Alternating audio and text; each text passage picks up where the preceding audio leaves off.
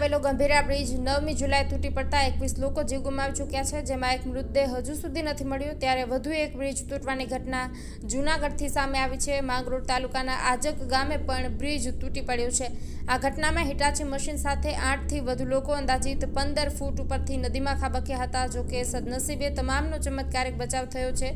બીજી તરફ જિલ્લા કલેક્ટર જણાવ્યું કે આ પુલ તૂટ્યો નથી પણ તોડવામાં આવ્યો છે.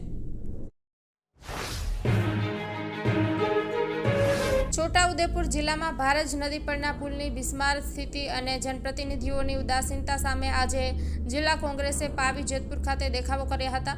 ભારજ નદી પરનો પુલ તૂટી ગયેલી હાલતમાં છે. અત્યાર સુધીમાં 2 વખત બનાવવામાં આવેલા ડાયવર્ઝન પણ ધોવાઈ ગયા છે. આ કારણે સરકારની તિજોરીમાંથી રૂપિયા 6.50 કરોડની રકમ વેડફાઈ ગઈ છે. મુંબઈથી અમદાવાદ આવતી એર ઇન્ડિયાની ફ્લાઇટને રવિવારે લેન્ડિંગ વખતે બર્થ હિટ થયું હતું, જેમાં સવાર 130થી વધુ પેસેન્જરોના જીવ અધર થઈ ગયા હતા. ફ્લાઇટને સુરક્ષિત રીતે પાર્કિંગમાં લાવ્યા બાદ એન્જિનની બ્લેડ તૂટી ગઈ હોવાનું જણાવ્યું હતું. આથી વિમાનને ગ્રાઉન્ડ કરાયું હતું. જો કે રિપેર કરીને 12 કલાક બાદ સવારે 8:30 મુંબઈ રવાના થયું હતું. ગુજરાતમાં ગત 16 જૂને ચોમાસું બેઠું હતું. ચોમાસું શરૂ થતાના માત્ર 29 દિવસોના સિઝનનો 50% વરસાદ વરસી ચૂક્યો છે. આ અગાઉ 2023માં ચોમાસું શરૂ થયાના માત્ર 21 દિવસમાં 50% વરસાદ મળ્યો હતો. સરદાર સરોવર સહિત રાજ્યના 207 જળાશયોમાં 55.64% જળસંગ્રહ થઈ ચૂક્યું છે, જેમાં 25 જળાશયો છલકાઈ ચૂક્યા છે, જ્યારે 5 જળાશયો છલકાવાની તૈયારીમાં છે. રાજ્યનો સૌથી મોટા સરદાર સરોવરમાં પણ 50.99% જળસંગ્રહ થઈ ચૂક્યું છે. બીજી તરફ ચાલુ સિઝનમાં રાજ્યની 85.57 લાખ હેક્ટરમાં વાવેતરના અંદાજ સામે 50.27 લાખ હેક્ટરમાં વાવેતર થઈ ચૂક્યું છે, જે અત્યાર સુધીની સિઝનનું 58.74% વાવેતર છે. જો કે સતત વરસાદે વાવેતરની પ્રક્રિયાની ધીમી પાડી દીધી છે, જેને લઈને ગત વર્ષની સરખામણીએ ચાલુ સિઝનમાં 4.3 લાખ હેક્ટર વાવેતર ઓછું થયું છે. આજે ગુજરાતના મુખ્યમંત્રી ભૂપેન્દ્ર પટેલનો 64મો જન્મદિવસ છે. ત્યારે આ અવસરે આજે ભૂપેન્દ્ર પટેલે અડાલજ ખાતેના ત્રિમંદિરમાં દર્શન પૂજન કરીને આશીર્વાદ મેળવ્યા હતા. મુખ્યમંત્રી ભૂપેન્દ્ર પટેલના જન્મદિવસ નિમિત્તે ઉપરાષ્ટ્રપતિ, કેન્દ્રીય ગૃહમંત્રી, કેન્દ્રીય મંત્રીઓ અને વિવિધ રાજ્યના મુખ્યમંત્રીઓ સહિત અનેક મહાનુભાવોની શુભકામનાઓનો પ્રવાહ અવિરત વધ્યો છે.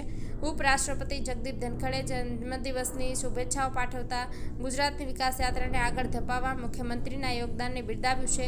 કેન્દ્રીય ગૃહ અને સહકારિતા મંત્રી અમિત શાહે પણ મુખ્યમંત્રીને તેમના જન્મદિવસની શુભેચ્છાઓ પાઠવી હતી.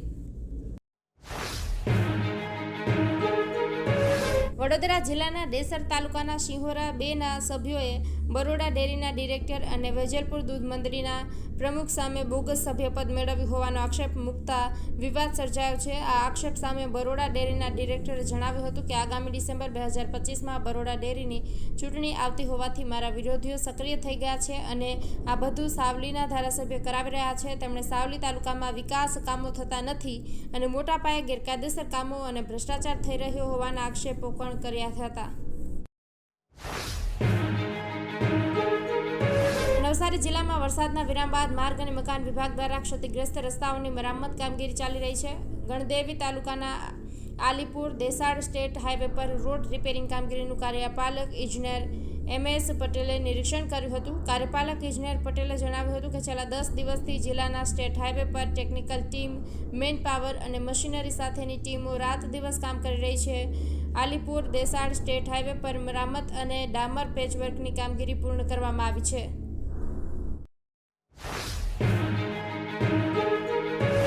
જામજોધપુર પોલીસે પવનચક્કીના પાંખિયામાંથી વિદેશી દારૂનો મોટો જથ્થો ઝડપી પાડ્યો છે. પોલીસ ઇન્સ્પેક્ટર અલ્પેશ રબારીની ટીમે જોડિયાનેસ વિસ્તારમાં દરોડો પાડ્યો હતો. આ દરોડા દરમિયાન પવનચક્કીના પાંખિયામાંથી વિદેશી બનાવટની દારૂની 1500 બોટલ મળી આવી હતી. પોલીસે સ્થળ પરથી ઇનોવા કાર પણ કબજે કરી છે. કુલ મળીને પોલીસે 12 લાખનો મુદ્દામાલ જપ્ત કર્યો છે. પોલીસે અજાણ્યા શખ્સો વિરુદ્ધ પ્રોહિબિશન એક્ટ હેઠળ ગુનો નોંધી વધુ તપાસ શરૂ કરી છે. દેવભૂમિ દ્વારકા જિલ્લાના કલ્યાણપુર અને દ્વારકા વિસ્તારના વિકાસ માટે મહત્વની બેઠક યોજાઈ હતી. કેબિનેટ મંત્રી મુળુભાઈ બેરા અને સ્થાનિક આગેવાનોએ મુખ્યમંત્રી ભૂપેન્દ્ર પટેલ સાથે મુલાકાત કરી હતી. દ્વારકા વિધાનસભા વિસ્તારના આગેવાન સહદેવસિંહ પબુભા માણેક, જિલ્લા ભાજપ મહામંત્રી યુવરાજસિંહ વાઢેર અને જિલ્લા ભાજપ મંત્રી ધરણાથભાઈ ચાવડા બેઠકમાં ઉપસ્થિત રહ્યા હતા. બેઠકમાં વિસ્તારના વિવિધ પ્રશ્નોની ચર્ચા કરવામાં આવી હતી. ઓડિશામાં બનેલી ઘટનાને લઈ આજે એનએસયુઆઈ દ્વારા વિરોધ પ્રદર્શન કરવામાં આવ્યું હતું. ઓડિશામાં યુનિવર્સિટીમાં અભ્યાસ કરતી વિદ્યાર્થીની સાથે પોતાના વિભાગના એચઓડી દ્વારા દુષ્કર્મનો ભોગ બનવું પડ્યું હતું તેવા આરોપ લગાવ્યા હતા. આ મામલે પોલીસ ફરિયાદ નોંધવામાં નિષ્ફળ રહી હોવાનો દાવો કરવામાં આવે છે, જેના કારણે હતાશ થયેલી પીડિતા વિદ્યાર્થીઓને આત્મદાહનો પ્રયાસ કર્યો હતો. આ ઘટનાએ લઈને આજે સરકાર સામે એનએસયુઆઈ દ્વારા ઉગ્ર વિરોધ નોંધાવવામાં આવ્યો હતો.